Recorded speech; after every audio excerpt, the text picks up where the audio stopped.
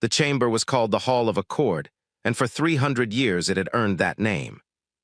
Built into the hollow core of an artificial moon orbiting a neutral star, the Hall of Accord was the single most expensive structure ever constructed by cooperative galactic effort. Its walls were inlaid with the mineral signatures of 200 worlds. Its atmosphere was a carefully calibrated blend that allowed 200 different species to breathe without masks. Its floor was a mosaic, every tile representing a war that had been prevented, a crisis that had been talked down, a catastrophe that had been averted through words alone. 300 years of tiles, 300 years of peace, however brittle. Today, Ambassador Elena Vasquez walked across those tiles and felt, for the first time, that she was walking over a grave. She was 44 years old, sharp-eyed, with a kind of stillness that came not from calm but from years of learning to swallow panic professionally. She had spent 19 years in galactic diplomacy. She had negotiated resource treaties between species that communicated through color-shifting skin. She had once talked a Vreth fleet admiral out of bombarding a colony station by spending 6 hours explaining the concept of compound interest.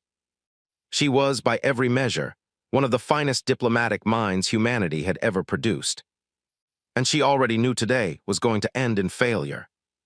She took her seat at the great curved table.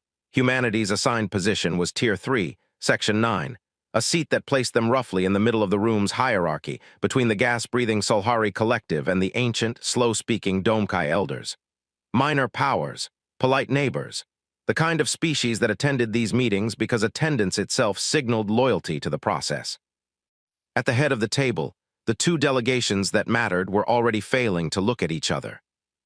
The Vreth hegemony occupied the left wing of the chamber. They were tall, angular beings, 7 feet of pale chitin and cold intelligence, their delegation led by High Executor Raveth, who had been appointed specifically because he was known for his refusal to compromise. He sat with his 4 upper arms folded, and his eyes, all 6 of them, fixed on the far wall with deliberate contempt. The Khal Dominion occupied the right wing. The Khal were broader, darker, built like something that had evolved under higher gravity, and their lead negotiator, Voice of Dominion Sarek, had arrived 3 hours late, not because of travel delays, as a statement.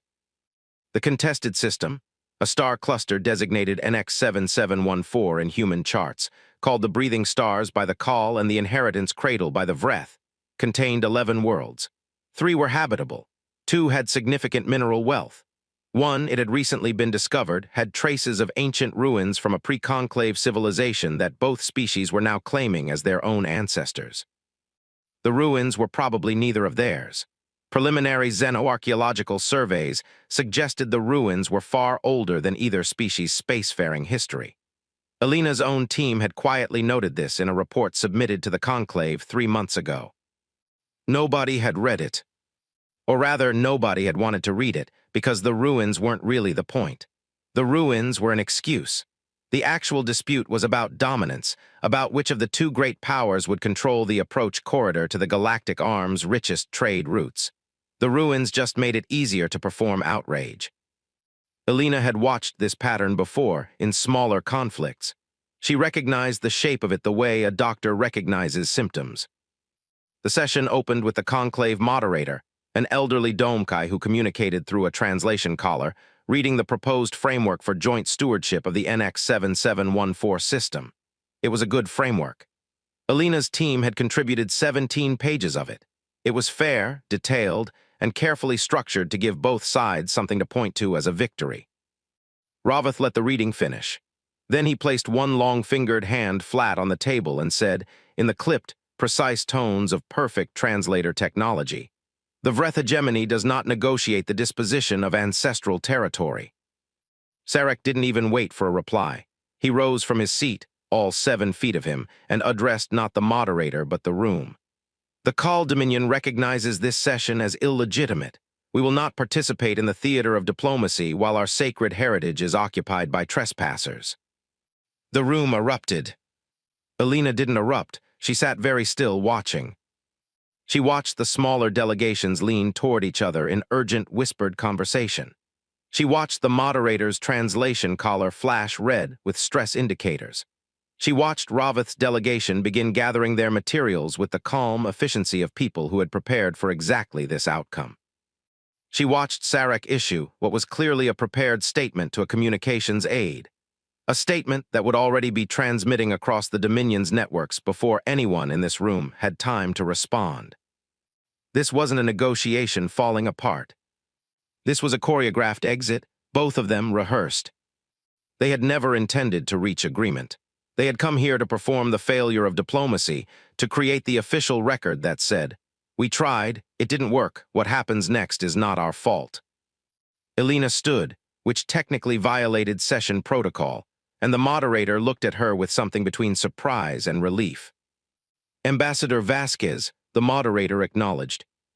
Every eye in the room turned to her. 600 alien faces, 200 species, 300 years of accumulated hope sitting in the tiles beneath her feet. She looked at Ravith. She looked at Sarek. She held their gazes for 5 seconds each, long enough to be deliberate, not long enough to be theatrical. Then she sat back down, opened her personal communicator beneath the table where no one could see it, and typed a message directly to Earth. 18 words, encrypted, marked urgent. "Conclave has dissolved. Both parties intended failure from arrival. Words are finished here, awaiting instruction." She sent it, folded her hands, and waited while the room collapsed around her. Outside the Hall of Accord's enormous viewport, the neutral star burned on, indifferent and patient, the way stars always were. It didn't know that the 300 years of tiles on the floor below it had just become a historical record, rather than a living monument. It didn't know that somewhere in the math of what came next, a species that had spent 10,000 years learning how to hurt each other had just been handed the question it had spent the last 2 centuries quietly preparing to answer. Elena Vasquez knew, though.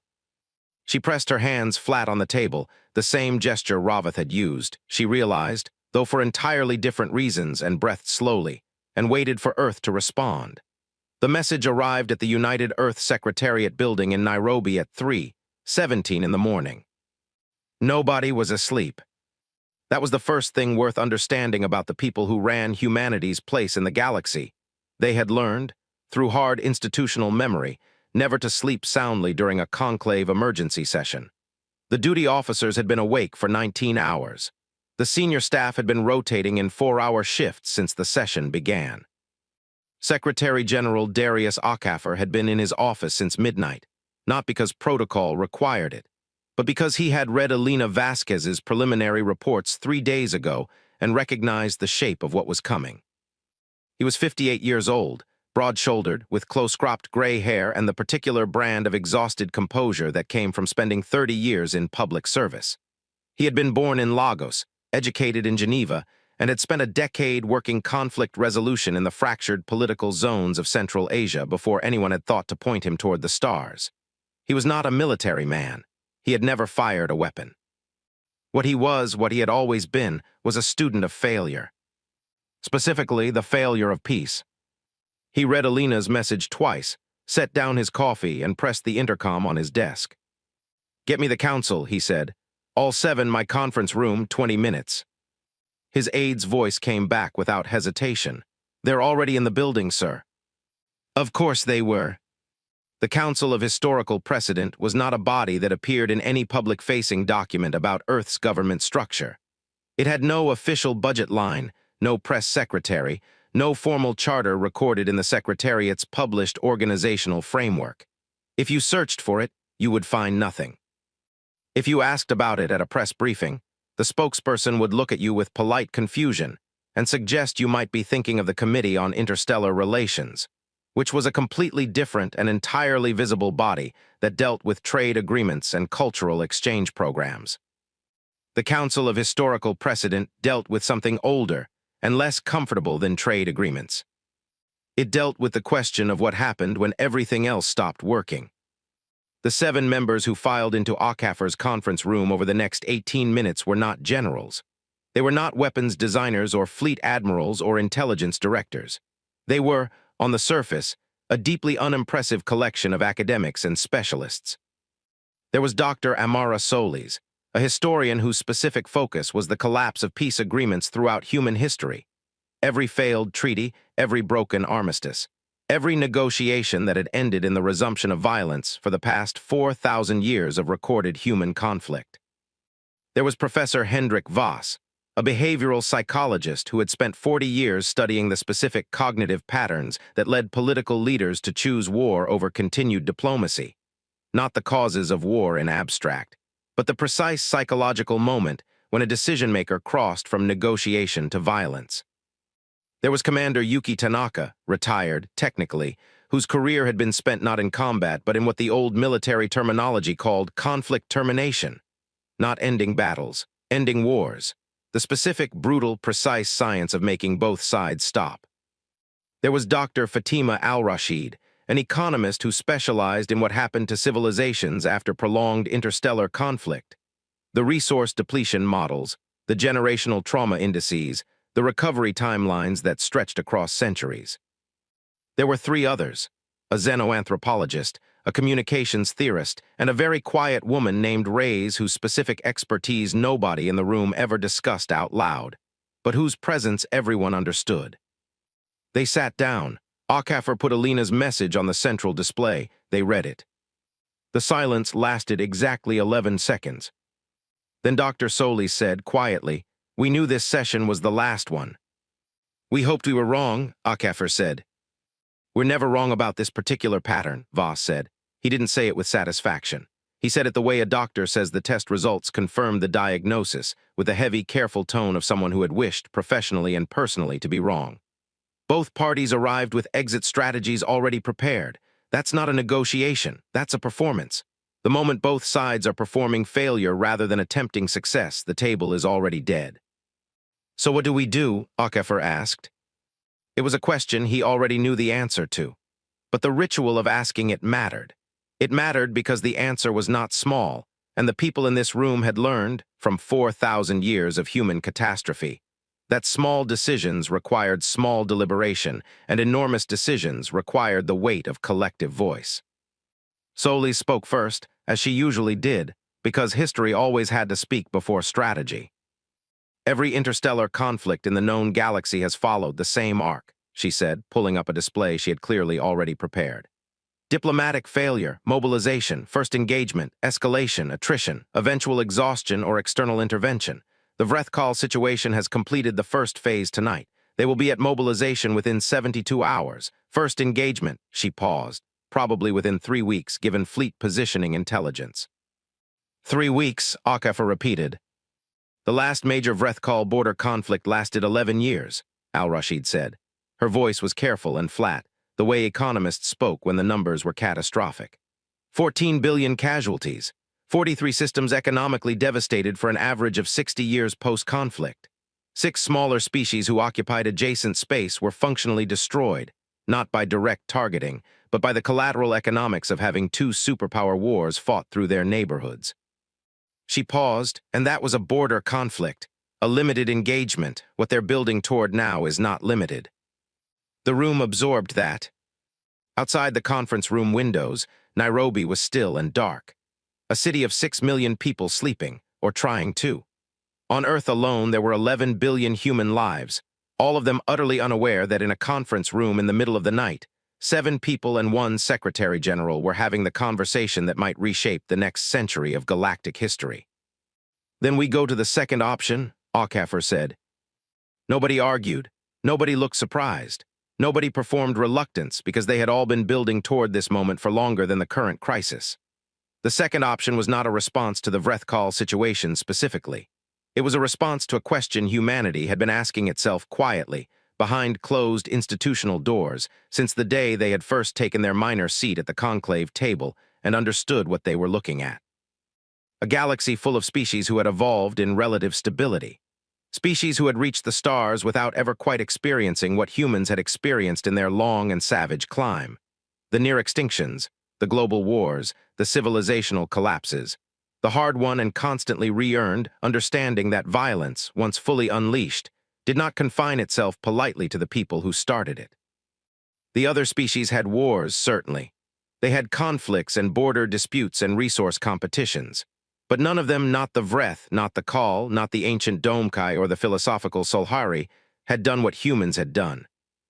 None of them had looked directly into the face of their own capacity for destruction and built, from that horror, a systematic science of prevention. Humans had spent 10,000 years learning how to hurt each other with increasing efficiency.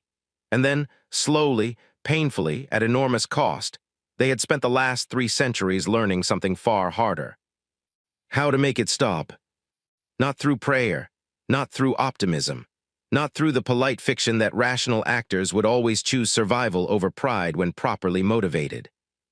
Through understanding, bone deep and unsentimental, that sometimes the only thing that ended a war was the credible, demonstrated, overwhelming capability to make the alternative to peace worse than peace itself.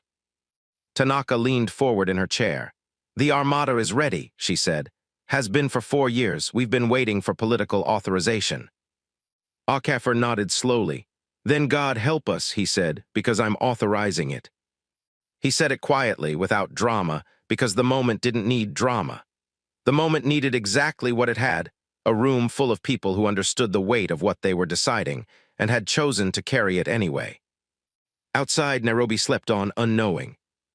The stars burned overhead, patient and cold, waiting to see what humanity remembered.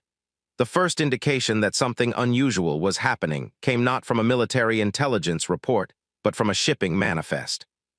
A Vreth commercial intelligence contractor, a small, sharp-minded creature named Vesk who made his living selling information to anyone who could afford his rates, had been routinely monitoring human cargo movements in the outer systems when he noticed something that didn't fit any pattern he recognized. 17 deep space construction platforms, all registered under different subsidiary company names, all technically licensed for infrastructure development, had gone dark simultaneously. Not destroyed, not relocated, simply quiet, transponders running on minimal broadcast, crews on information blackout, supply lines rerouted through shell logistics networks that dissolved the moment you tried to trace them backward. Vesk was good at his job. He pulled the thread. What he found, over 3 weeks of increasingly nervous investigation, made him seriously consider retirement. The platforms weren't building infrastructure. They never had been. He filed his report to his Vreth contractors, attached his invoice, and then personally booked passage on the next available transport to a neutral system as far from Vreth and Kal space as he could afford. When his contractors read the report, they forwarded it immediately up the chain of command, where it landed on the desk of Vreth Intelligence Director Cahill. And Cahill, who had spent 40 years being surprised by nothing, read it 3 times with his 6 eyes tracking the same lines repeatedly, which was, for a Vreth, the equivalent of dropping his coffee. He called an emergency intelligence briefing within the hour. The briefing room was deep inside the hegemony's military command station, shielded from every known form of signal interception. 12 of the Vreth's most senior intelligence and military analysts sat around a curved black table, and Cahill walked them through what Vesk had found. The humans had been building for 22 years. Not a standard military fleet. The Vreth analysts understood standard military fleets. They had some of the finest in the galaxy, and they had spent considerable resources cataloging humanity's comparatively modest warship tonnage, and nodding to themselves with the comfortable satisfaction of a power that knows exactly where it stands relative to its neighbors. What humanity had built was not comparable to anything in anyone's catalog. The centerpiece was a class of vessel the humans called, in their own internal documentation, obtained at considerable risk by Vesk through a contact, whose name he had wisely never written down interdiction platforms. They were enormous, not warship enormous in the conventional sense of bristling weapons and reinforced hull armor. They were enormous the way a dam was enormous, designed not to project force outward, but to stop force entirely. Each platform carried enough drive-lock torpedo capacity to disable a fleet of 300 vessels simultaneously. Their hull configurations were built around signal disruption technology, so advanced that even the Vreth's best electronic warfare teams, reviewing the stolen schematics, couldn't fully parse the underlying mathematics. They were not built to win battles. They were built to make battles impossible. There were 47 of them. Beyond the interdiction platforms, the human arsenal contained things the analysts had no existing vocabulary for. Atmospheric suppression arrays that could blanket a planet's surface in non-lethal paralytic fields, not killing, not destroying, simply switching off voluntary muscle function in every living thing within range for precisely calibrated durations. logistics disruption systems that could collapse an invading fleet's supply chain without destroying a single ship. Communication interception networks so comprehensive that they could, in theory, listen to every transmission in a star system simultaneously and selectively block any order that contained specific tactical keywords. Weapons, all of them, but weapons designed around a philosophy that the Vreth analysts found genuinely difficult to process. Every system, every platform, every device in the human arsenal had been engineered with the same core parameter embedded in its design specifications: minimum lethality, maximum incapacitation. The humans had spent 22 years and resources that dwarfed their official military budget, apparently funded through a labyrinthine network of quiet government appropriations that had been hidden in plain sight inside infrastructure and research budgets, building the most sophisticated non-lethal military force in the known galaxy. Admiral Vreth 7, the hegemony's most decorated fleet commander, stared at the schematics for a long time without speaking. He was a being who had planned wars across 3 decades. He understood force projection the way a musician understood harmony, intuitively in his bones, with the ability to hear the structure beneath the surface. He heard the structure of what humans had built and felt something he identified, after a moment's private reflection, as the specific unease of recognizing that someone else had thought further ahead than you had. Why would anyone build weapons just to stop fighting? One of his junior analysts said, half to himself. The room was quiet. Then Admiral Vreth 7's senior aide, a young intelligence officer named Keth who had studied human history as part of her specialization training, spoke carefully from her seat at the back of the room. "Because they've seen where fighting ends," she said. Everyone turned to look at her. She held the room's gaze steadily. "I've read their history, all of it, the parts they translate for conclave records and the parts they don't. They had a period they call the fractured century, about 200 years before first contact. Multiple simultaneous global conflicts, civilizational near collapse, population loss of approximately 30% in under 15 years. She paused. They didn't build this arsenal because they want to be feared. They built it because they are the only species in this galaxy that has looked at what a fully committed, industrialized, multi-theater interstellar war actually produces. And they spent 150 years engineering a way to make it physically impossible to finish one." The room was very still. Director Cahill looked at the schematics on the display in front of him. Then he looked at the intelligence file on the current Vreth situation. Then he looked back at the schematics. "How long have they had this operational?" he asked. "Best estimate," Keth said, 4 years. "And they've never used it." "No." Cahill was quiet for a moment. "They were waiting," he said. It wasn't a question. "They were waiting," Keth confirmed. What nobody in the room said, what everyone in the room was thinking, was the natural completion of that sentence. "They were waiting for us." The document was 12 sentences long. Elena Vasquez had written the first draft of it herself, 8 years ago, in a small apartment in Geneva during a sleepless night after her first full review of the Armada's capabilities and purpose. She had written it not as a policy proposal, but as a personal exercise, trying to find the precise, unambiguous language that could contain a concept this large without either inflating it into empty rhetoric or reducing it to something that sounded like a threat. She had revised it 43 times over 8 years. The final version was still 12 sentences. It was transmitted simultaneously to every conclave member species, every independent system government, every recognized interstellar political body on record, at 900 hours Greenwich Standard Time, 7 days after the Hall of Accord went dark. It arrived with a simple header, unilateral declaration of enforcement intent, United Earth Secretariat, and no accompanying explanation, because Elena had argued successfully in the final drafting sessions that explanation implied uncertainty, and uncertainty was the one thing they could not afford to project. The galaxy read it in silence. Then it read it again. The Vasquez Doctrine, as it came to be called within hours of its transmission, named by a call news network that appreciated the specificity of attaching a human name to something this audacious, stated the following, in the careful, unambiguous language Elena had spent 8 years sharpening.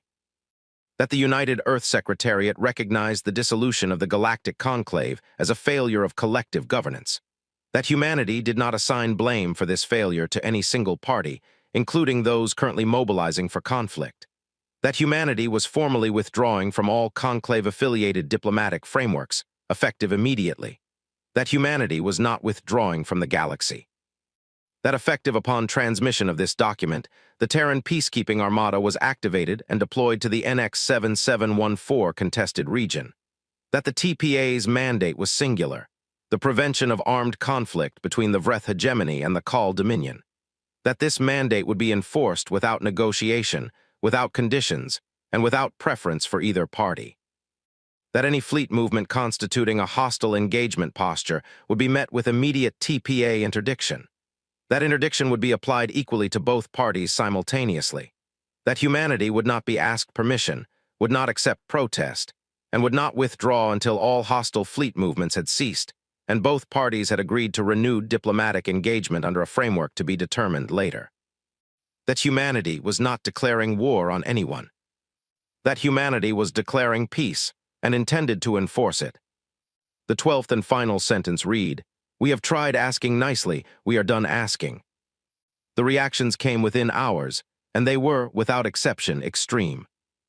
High Executor Ravith issued a public statement from the Vreth hegemony's capital world, calling the declaration an act of interstellar aggression and a violation of every principle of sovereign autonomy that the galaxy had upheld for 3 centuries.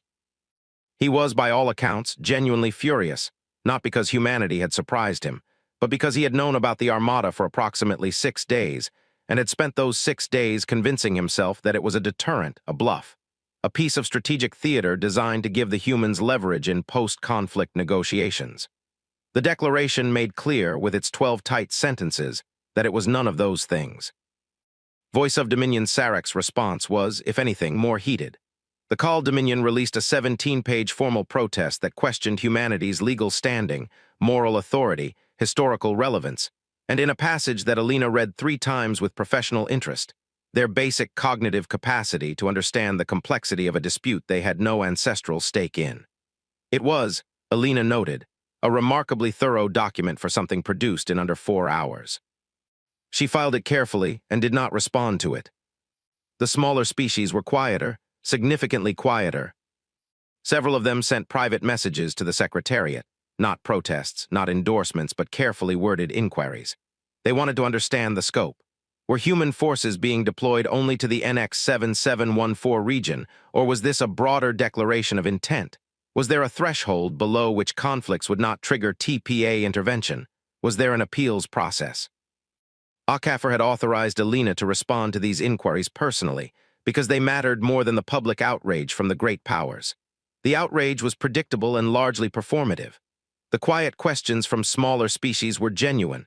They were asking, in the careful language of beings who had spent centuries surviving in the shadow of larger powers, whether humanity was something new or just something larger.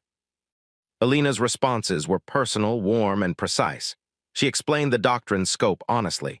She acknowledged the questions that didn't yet have clean answers. She said to each of them some version of the same thing: humanity is not here to rule. We are here because we understand, better than anyone, what happens when the shooting starts and nobody stops it. We have the means to stop it. We intend to use them. 3 of the smaller species sent back messages that contained no political language at all. Just, in their various translated forms, 2 words. Thank you. Alina showed these to Akafir. He read them, nodded slowly, and set them aside. The Vreth fleet is already moving, said Commander Tanaka, who was standing at the operational display on the far wall of the Secretariat's situation room. Her voice had the compressed, even quality of someone reading a vital signs monitor. 43 capital ships, escort complement, full combat configuration. Timeline to NX-7714 boundary, Akafir asked. 60 hours. And the TPA. Tanaka allowed herself the smallest possible version of a professional smile. Already there, sir. We've been in position for 3 days. Akafir looked at the display. 43 Vreth capital ships moving through the dark, vast and certain of themselves, carrying the weight of 300 years of being a superpower and the absolute conviction that nothing in their path would hold. He thought about the tiles on the floor of the Hall of Accord. 300 years of prevented wars, 300 years of asking nicely. "Let them come," he said quietly. "Let's show them what asking nicely was protecting them from." Admiral Vreeth 7 had fought in 6 fleet engagements across his career. He had never lost one. This was not luck. It was the product of meticulous preparation, tactical intelligence, and an almost surgical instinct for identifying the precise moment when an opponent's formation contained a weakness worth exploiting. His crews were the best trained in the hegemony fleet. His ships were the newest, the fastest, the most heavily armed vessels the Vreth had ever put into space. He had spent the 6 days since the Vasquez Doctrine's transmission reviewing every piece of intelligence available on the Terran peacekeeping armada, and he had reached a conclusion that he had shared with High Executor Raveth in a secure briefing 48 hours ago. The humans were bluffing. Not about the existence of the armada, the intelligence was too thorough for fabrication. Not about the capabilities of the interdiction platforms, the schematics were real, and he respected the engineering even as he rejected the philosophy behind it. His conclusion was simpler and, he believed, unassailable. The humans did not have the will. They were a species that had built an elaborate moral framework around not killing people. Their entire arsenal was designed to avoid casualties, which meant, and this was the point he had pressed hard in his briefing with Raveth, that when it came to the actual physical confrontation of a Vreth battle fleet moving at full combat speed through an interdiction zone, the humans would hesitate. They would broadcast warnings. They would issue ultimatums.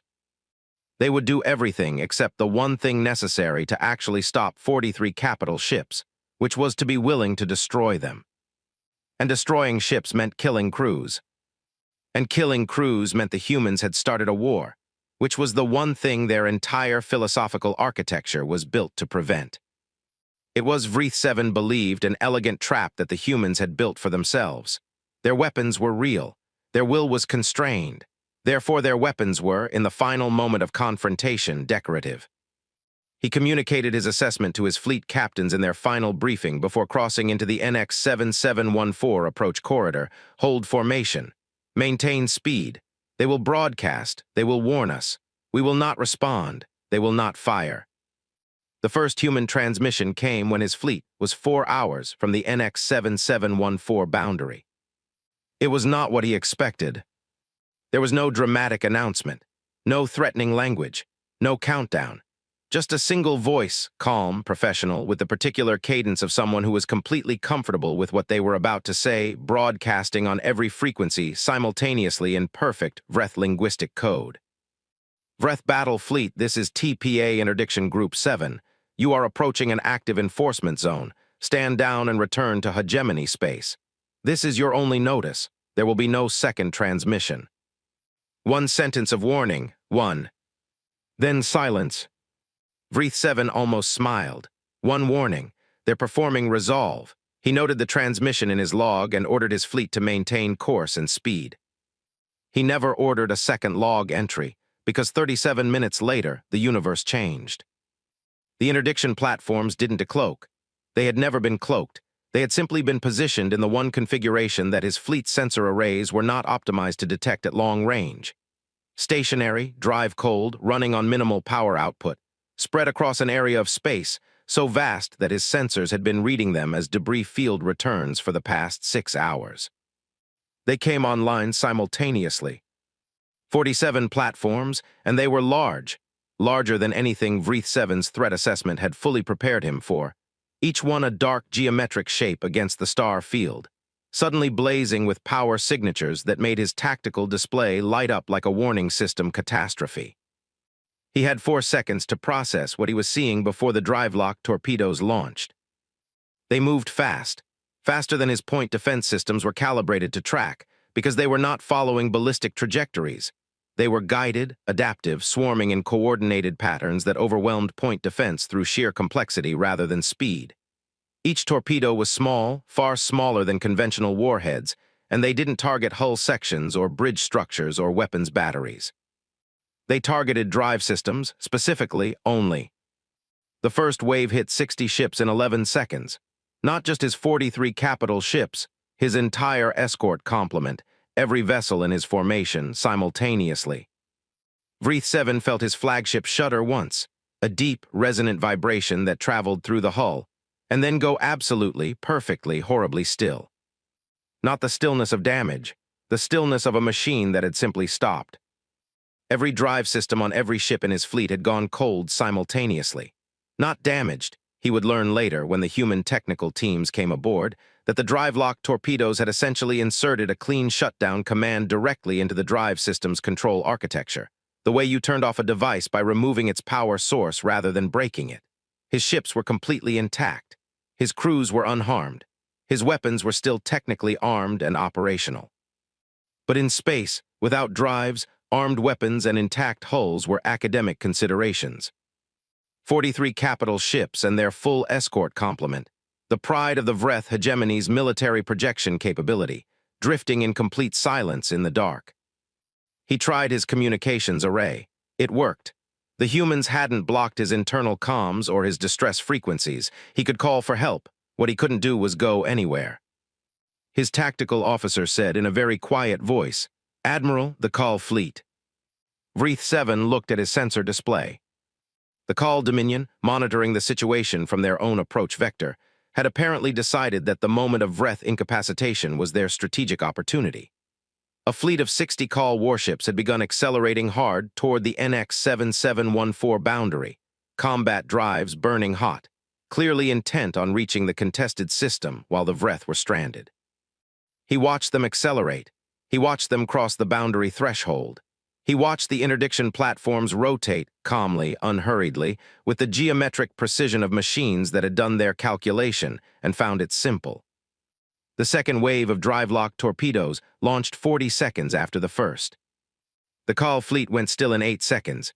60 warships, all drives cold, all crews unharmed. 103 ships total, from 2 of the most powerful military forces in the known galaxy, floating in perfect silence in a star system that had, 20 minutes ago, been on the verge of becoming a battlefield. The human transmission came back, same voice, same calm professional cadence. "All vessels, this is TPA Interdiction Group 7. Your drives have been temporarily disabled. You are not under attack. Your crews are in no danger. Repair teams will board within 4 hours to assess and assist. Please do not attempt to restore drive function independently. The shutdown is clean and will restore without damage once we confirm your command staff are prepared to discuss standing down. TPA medical personnel are available if needed. We suggest everyone get some rest." That last sentence. Vreth 7 sat in his command chair, in his cold and silent flagship, in the middle of a star system that smelled like it should have been burning by now, and heard a human suggest that everyone get some rest. He thought about his briefing with Raveth, his elegant analysis of human restraint as fundamental weakness. He thought about Keth, the young intelligence officer whose file he had read after the intelligence briefing, who had said they've seen where fighting ends. He thought about 47 platforms that had been sitting cold and silent in the dark for days, patient as stones, waiting. He pressed his hands flat on the arms of his command chair and breathed carefully through his respiratory vents, and recognized, with the professional clarity of a man who had never lost an engagement, that he had just lost an engagement. Outside his viewport, a human repair shuttle was already on approach, running lights blinking in the dark, unhurried and completely certain the images went everywhere. Not because humanity released them. The TPA's operational protocols were strict about media management during active enforcement. They went everywhere because 3 separate call news drones had been traveling with the Dominion fleet as embedded press, and their automatic transmission systems had kept broadcasting throughout the engagement, and the footage they captured was the kind that, once seen, could not be unseen. 103 warships floating cold and dark and still in a star field, not burning, not damaged, not the wreckage of a battle, just stopped, as if someone had paused a recording of the most powerful fleet display in recent galactic history and simply left it there. And then the human shuttles arriving. Dozens of them, small and purposeful, moving between the drifting hulls with the unhurried efficiency of maintenance workers rather than soldiers. The footage showed human crew members in light technical suits, not combat armor, cycling through airlocks, exchanging hull codes with Vreth and Call technical officers, carrying equipment crates marked with a symbol that a xenolinguistics expert on a Solhari news network identified, with audible disbelief, as the Universal Humanitarian Assistance Marker. They had brought food, not rations. Actual food, carefully researched nutritional equivalents for both Vreth and Call biology, prepared in the TPA's onboard facilities by crew members who had apparently spent considerable time making sure it would be palatable rather than merely adequate. One piece of footage that circulated particularly widely showed a young human technician handing a sealed container to a massive Call engineering officer, saying something that the drone's audio picked up clearly. "We weren't sure about the spice levels. Our xenobiology team did their best, but let us know and we can adjust." The Call officer stared at the container for a long moment, then he took it. That footage was broadcast on 47 different galactic news networks within 6 hours. The responses it generated were, depending on the species doing the responding, a fairly even split between profound discomfort and something that several analysts struggled to name precisely, but eventually settled on as reluctant reassessment. Elena Vasquez was not watching the news coverage. She was on board the TPA flagship Relentless, which had taken up position at the center of the disabled fleet cluster, and she was conducting what she had carefully not called negotiations in any of her communications back to Earth, because this was not a negotiation. A negotiation implied that both parties were working toward a mutually agreeable outcome. What Elena was doing was statting terms. The meetings were held in the Relentless's diplomatic suite, a room that the ship's designers had built with considerable thought about the psychology of space, deliberately neutral, with seating calibrated for both Vreth and Call body configurations and lighting set to a spectrum that was comfortable rather than humanly optimal. Elena had reviewed the room's specs herself 3 years ago and requested 2 modifications: the removal of anything that could be read as a display of human achievement or power, and the addition of a viewport that faced the disabled fleet cluster. She wanted both delegations to be able to see their fleets while they talked. Not as a threat, as a reminder of what they were choosing and what they were being offered the chance to unchoose.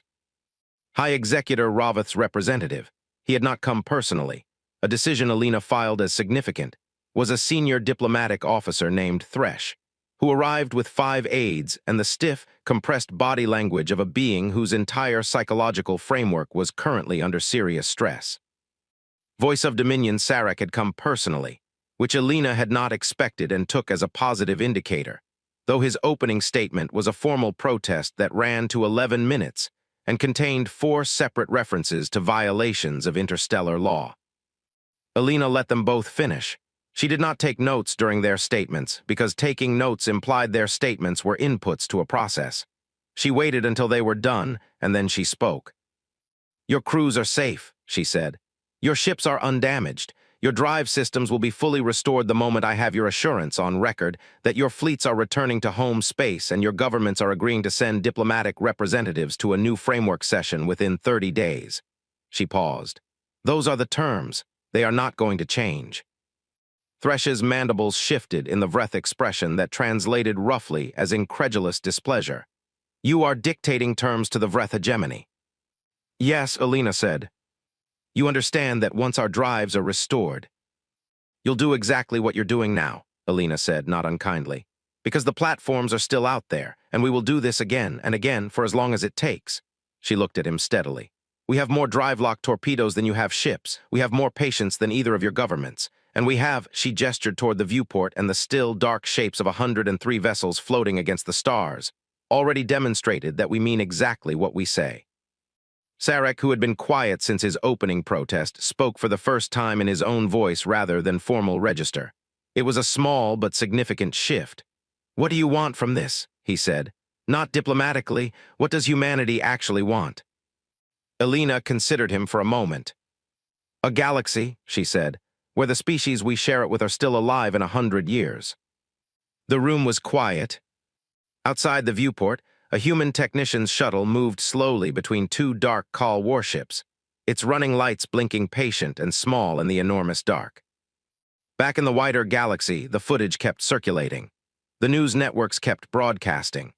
The smaller species kept watching, with the careful, calibrated hope of those who had spent centuries being told that the powerful did as they wished and the weak endured what they must.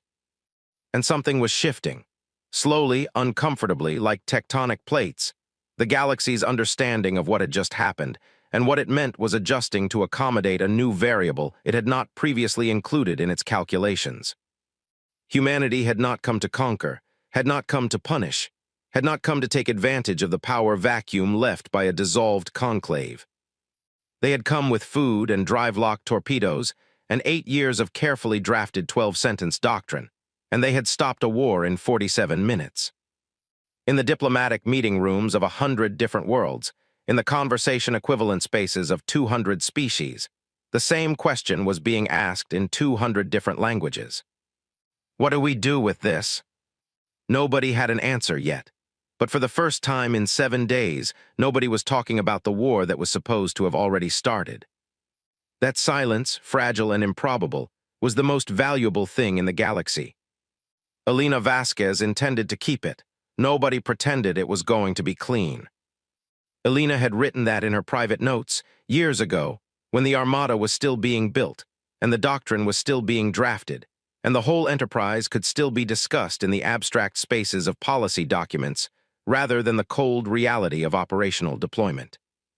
She had written it because she had spent 19 years in diplomacy, and she understood, with the same bone-deep clarity that Akafor understood it and Tanaka understood it, and every member of the Council of Historical Precedent understood it, that there was no version of this that didn't eventually cost something. The only question was what and when. The answer came on day 11 of the enforcement operation. The main Vreth and Call fleets were still in the process of navigating the complex logistics of drive restoration and coordinated withdrawal, a process that the TPA's technical teams were managing with careful attention to sequencing, restoring drives in small groups and confirming withdrawal trajectories before moving to the next group, to prevent any possibility of a restored fleet immediately re-engaging. It was painstaking, slow, methodical work, and it was going exactly as planned. What wasn't going as planned was a separate development that TPA intelligence had flagged 4 days earlier and been monitoring with increasing concern. A splinter element of the Call Dominion military, 3 destroyers, and a heavy cruiser operating under the command of a field admiral named Gorak, who held what the Call political system called a hereditary war mandate, an ancient institutional designation that gave certain military commanders autonomous engagement authority without requiring Dominion government approval, had separated from the main fleet 2 days before the enforcement action and taken up a position in the outer system that placed them outside the initial interdiction zone. The TPA had tracked them, had noted them, had calculated that their drive signatures indicated a holding pattern rather than an approach vector, and had made the operational judgment that pulling resources from the primary interdiction operation to deal with 4 vessels was an unnecessary complication. That judgment had been wrong. Gorak was not holding. Gorak was watching and calculating, the way a predator watches and calculates, and what he was calculating was angles. Specifically, the angle from his position to the TPAS Relentless, the TPA flagship, Elena's base of operations, the symbolic and operational center of the entire enforcement mission. He was calculating whether one fast, hard strike against the human command ship, before the platforms could reorient to cover the approach vector, could decapitate the operation entirely. He had decided the math worked. He was wrong about the math, but he didn't know he was wrong, and by the time the TPA's sensor arrays picked up his attack configuration, all 4 vessels dropping their holding positions simultaneously and burning hard on a direct intercept course. There were 7 minutes between the alert and impact. 7 minutes. Commander Yuki Tanaka was on the bridge of the Relentless when the alert fired. She looked at the tactical display, processed the geometry in under 3 seconds, and issued 2 orders simultaneously.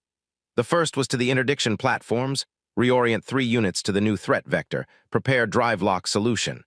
The second was to the Relentless herself, evasive maneuver, full drive, brake engagement geometry. The platforms began reorienting. The Relentless began moving. 4 vessels at full combat speed, and 7 minutes of warning was not, it turned out, quite enough. Gorak's heavy cruiser fired 2 full salvos before the drive lock solution was established. The first salvo missed. The Relentless's evasive maneuver had pushed her out of the initial targeting solution. The second salvo did not miss. The Relentless took 3 direct hits in 11 seconds. The first hit struck the forward sensor array. The second struck the port drive assembly, blowing it entirely and sending a shockwave through the entire ship that knocked people off their feet across 6 decks. The third hit, which came 4 seconds after the second, 4 seconds in which every automatic damage system on the ship was screaming simultaneously, and the bridge crew was operating in the compressed, hyper-focused tunnel of people who understand they might be dying and are choosing not to stop working, struck the starboard crew quarters. The drive lock solution completed 2 seconds after the third impact. Gorak's 4 ships went cold and still, perfectly intact, drives off, crews unharmed. 11 humans were not unharmed. They had been in the starboard crew quarters. 7 had died instantly in the impact. 4 more died in the 38 minutes between the strike and the arrival of emergency medical teams from the nearest platform support vessel. Not from the initial trauma. The medical team's subsequent report noted with the careful clinical grief of people writing down the worst kind of mathematics, but from secondary complications that a 30-second response time instead of 38 minutes might have prevented. 11 people. Tanaka walked through the damaged section herself, once the fires were out and the hull was sealed and the engineers had confirmed structural integrity. She walked slowly, and she looked at what the impact had done to that section of the ship, and she stood in the place where 11 of her crew had been alive 12 hours ago, and she stayed there for 4 minutes in complete silence. Then she went back to the bridge and filed her operational report. The report went to Okafor. He read it in his office in Nairobi alone at 2 in the morning, the same time of day the first message had arrived from Alina nearly 2 weeks ago. He read the casualty list. He read each name. He sat with it for a while. Then he recorded his address to the galaxy. It was broadcast simultaneously to every system on record, 11 hours after the attack on the Relentless. He delivered it from his office, not a formal briefing room, deliberately, because he wanted it to look like what it was, which was a man speaking from exactly the place where he had made the decisions that had led here. His voice was steady throughout. 11 members of the Terran peacekeeping armada were killed today, he said. Their names were Lieutenant Commander Arash Karami, Ensign Yolanda Ferreira, Petty Officer Sung-Min Cho. He continued through the list, all 11 names in full without abbreviation or rank shorthand, because these were people and they had names and the galaxy was going to hear them. They were not soldiers in a war, he said when he finished the list. They were peacekeepers. They came to this system to prevent deaths, Vreth deaths, Kal deaths, the deaths of every species in the systems adjacent to a conflict that would not have stayed contained. They did not come to fight. They came to stop fighting. He paused. Admiral Gorak chose to fire on their ship. That was his decision, made without authorization from the Kal Dominion government, made in defiance of the Vasquez Doctrine, and made in the full knowledge that it was an attack on a vessel engaged in humanitarian operation. Another pause. The TPA did not respond with overwhelming force. We did not destroy his ships. We did not harm his crews. His 4 vessels are currently under TPA custody, drives cold, crews secure and uninjured. He looked directly at the camera. But I want to be very clear, and I want every government, every fleet commander, every individual considering a similar decision to hear this clearly. We came here in peace. We came to stop a war. We will go home in the same ships we arrived in. If you force us to defend ourselves, we will. And we are very good at it. We are asking you not to make us prove how good. He let the silence sit for a moment. To the Kal Dominion government, I understand you did not authorize this attack. I'm informing you that Admiral Gorak and his crews are alive, unharmed, and will be returned to you as part of the ongoing withdrawal process. I am asking you to ensure that no further individuals with autonomous engagement authority are in proximity to TPA operations. He looked at the camera one more time. To the 11 families, I am sorry. Your people went to the hardest place in the galaxy to do the hardest job, to stand between 2 armies and say stop. They stood. They did not flinch. The war they were sent to prevent has not started. That is what they died protecting, and it will not be wasted. He ended the broadcast. The Kal Dominion government's response came within 3 hours, the fastest official communication they had issued throughout the entire crisis. It was a formal denunciation of Gorak's action, a disavowal of his hereditary mandate, and a request, not a demand, a request for confirmation that the withdrawal and diplomatic framework timeline was still intact. Akefer authorized Elena to confirm it. The Vreth hegemony sent no official communication.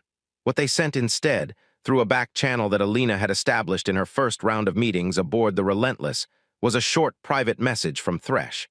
It was not in the formal register of diplomatic language. It was in what translation systems flagged as informal Vreth, the register used for personal communication between individuals rather than between offices.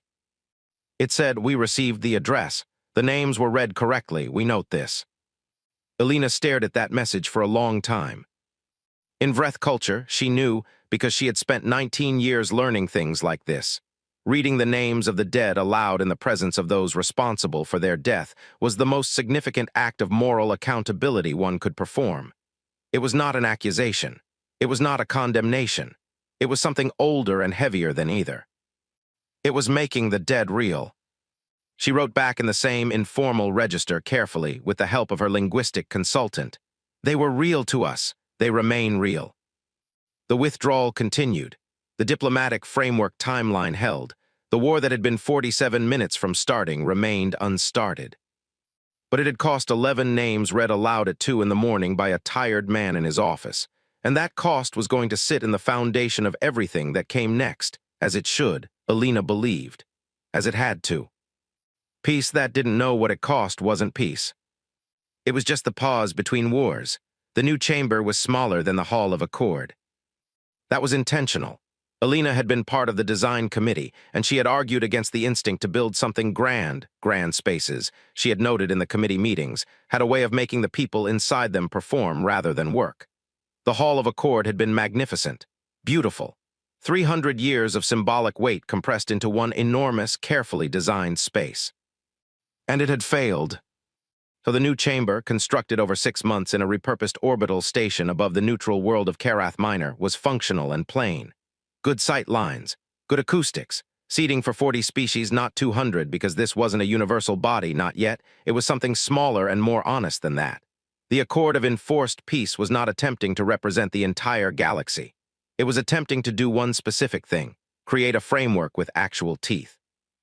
The floor was plain metal, no tiles. Elena had been asked about the tiles. Whether the new chamber should have them, a continuation of the tradition, a nod to the history of what the conclave had been. She had thought about it for 2 days. Then she had said, "Let's earn the tiles first. When we've actually prevented something, we'll put one down." There was currently one tile in the floor of the Accord chamber. It had been placed there in a small ceremony with no press coverage. On the day the Vrethkal withdrawal was confirmed complete, and the first diplomatic framework session had concluded with a joint statement. One tile. Gray metal, simple, with no inscription. Elena knew what it meant. That was enough. The formal establishment of the Accord had taken 4 months of the most complicated negotiations she had ever conducted, and she had negotiated with species that communicated through skin pigment changes, so her baseline for complicated was high. The central dispute, the one that had nearly collapsed the process 3 separate times, was not over policy or jurisdiction or enforcement thresholds. It was over the chair. Specifically, who held it. The Enforcement Council, the Accord's actual authority, the body that could authorize TPA deployment and set the terms of interdiction, needed a chair. Every member species agreed on this. They also agreed, with varying degrees of reluctance and resentment, that humanity was the only viable candidate, because humanity was the only species with both the operational capability and the demonstrated willingness to enforce. What they disagreed on was what to call it, how to limit it, what checks existed on it, and whether it meant that humanity now held a position of permanent structural advantage in galactic governance. Elena's answer to the last concern was the same every time it was raised, and she raised it herself before others could, to take the heat out of it. "Yes," she said, "and you're right to be uncomfortable about that. A species that holds enforcement authority over others should make everyone in the room uncomfortable, including that species. Which is why we're building every limitation you can reasonably design into this framework, and then some." The limitations were real. TPA deployment required Enforcement Council authorization by 7 species majority vote. Interdiction operations were subject to independent review by a rotating oversight panel with no human members. Humanity's chair of the Enforcement Council could be removed by unanimous vote of all non-human members. There were sunset clauses, review periods, escalation protocols, every safeguard that 4 months of paranoid, intelligent, motivated species could design when they put their collective minds to it. Were the safeguards perfect? No. Alina had said so explicitly in the opening session, and it had been recorded in the founding documents because she had insisted on it. These protections are imperfect. We know that. We are asking you to trust the intent while we collectively build better mechanisms over time. If we violate that trust, these protections exist to hold us accountable. Use them. The Vreth had sent a delegation. They had not sent Raveth, which was something between an insult and a concession, and Alina had decided to read it as the latter. The Vreth delegates were professional, difficult, and ultimately present, which was the only thing that mattered. The call had sent Sarek himself.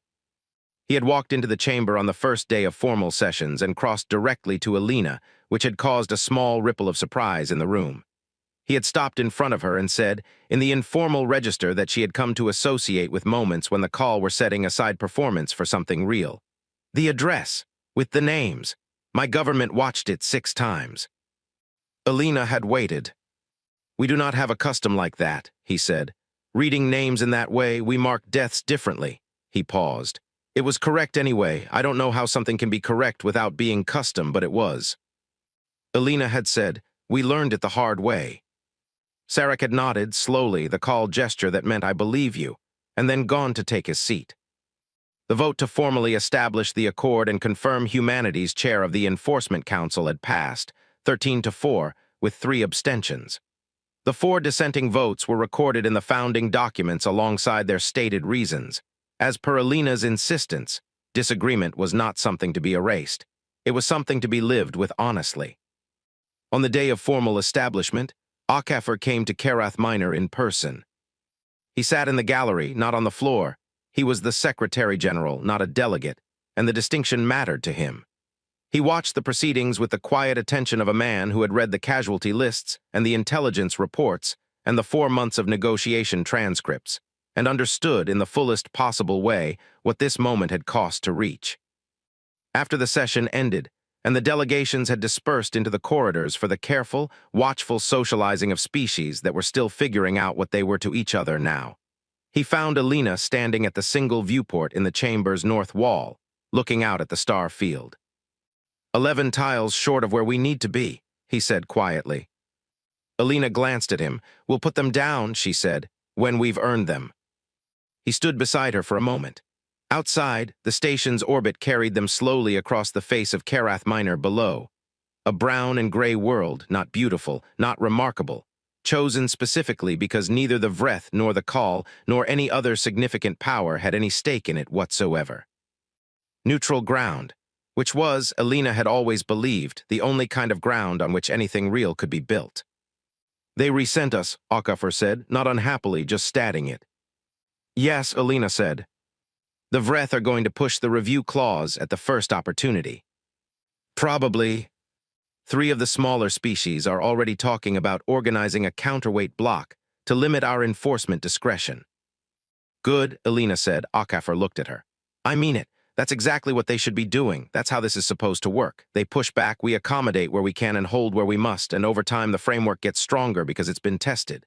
She paused. The conclave failed because it never got tested. It was a beautiful, fragile thing that everyone agreed to maintain and nobody was willing to break, so when it finally broke, it had no resilience. We're building something that knows from the beginning that people are going to try to break it. Akafor nodded slowly. Alina turned back to the viewport. Somewhere out there, past the system's edge, the TPA interdiction groups were running patrol cycles, present, unhurried, patient. The 47 platforms moving through the dark like quiet monuments to the specific human belief that the worst of what they were capable of could be turned, slowly and at great cost, into a shield for others. In the chamber behind them, the single gray tile caught the light. At her desk back in the diplomatic suite, 3 new requests had come in during the session. 2 smaller species asking about the possibility of TPA deterrent presence in their border regions.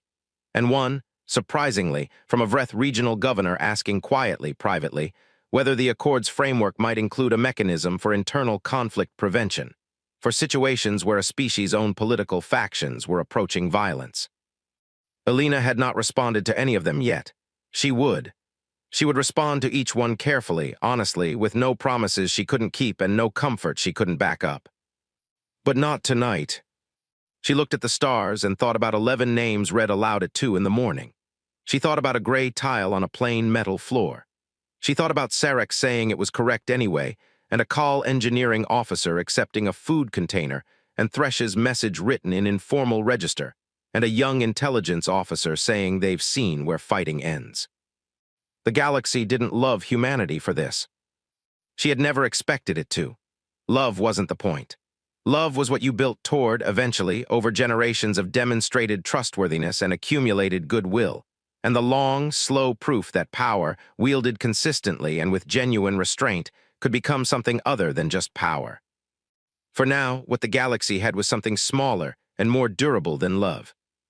It had the reluctant, watchful, deeply uncomfortable recognition that humanity had stepped into a space that needed filling, with tools built for exactly that purpose, and had not yet misused them. It had, in 200 languages and 200 very different cultural frameworks, the functional equivalent of a held breath. The shooting had stopped. The table was set again. The work was just beginning, and it was going to be slow and difficult and expensive in ways that went far beyond budget allocations and fleet deployments. Expensive in patience, in restraint, in the constant daily labor of being trusted with something you hadn't asked for and couldn't put down. But the war hadn't started. That was the tile on the floor. That was what 11 people had gone out into the dark to protect, and had protected, and Alina Vasquez, standing at a viewport in a plain room above an unremarkable world, while the galaxy held its uncertain breath, was not going to let it mean anything less than everything. She pressed her hand flat against the cold viewport glass. Outside, the stars burned on. Steady, patient, waiting to see what came next.